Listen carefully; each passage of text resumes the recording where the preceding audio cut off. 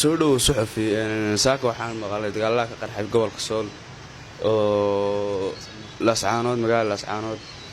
maxay tahay bal warka saaka lascaanood dagaal ka dhacay bal war naga sii bismillaahir rahmaanir rahiim saaka magaalada lascaanood waxa ciidamada Soomaaliland waxa isku dayo fara badan bay isku dayeen rabaan magaalada ku soo galaan oo meelaha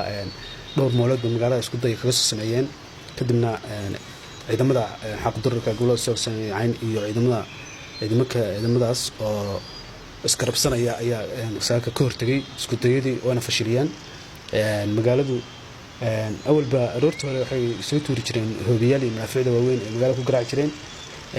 awalna kuwaas mar walba aroor walba soo ridi jireen marka warka u dambeeyay saaka magaalada Lascaanood isku dayadaas ay ahaayeen dhowr meelood magaalada rabeen kaga soo hujuumaan laakiin dadka deegaanka iyo ciidamada iskarabsanaya ayaa ka hortagay wana fashiliyeen xiriyahoodii ay joogeen iyo meelihii ay ka sugnaayeen ay dib ugu laabteen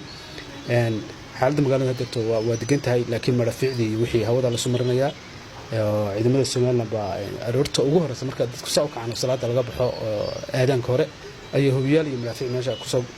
ku soo turturaan ku soo garacaan dadka deegaanka iyaga istifaacayo cirdigooda sharafteeda difaacaya ayay ka jawaabaan iyana marafiic kala duwan marka ciidamada Soomaaliland isku dayo fara badan ay sameeyeen oo rabeen magaalada ku galaan waa la wiiqay oo dib bay meeshii ugu laabteen oo waa fakadeen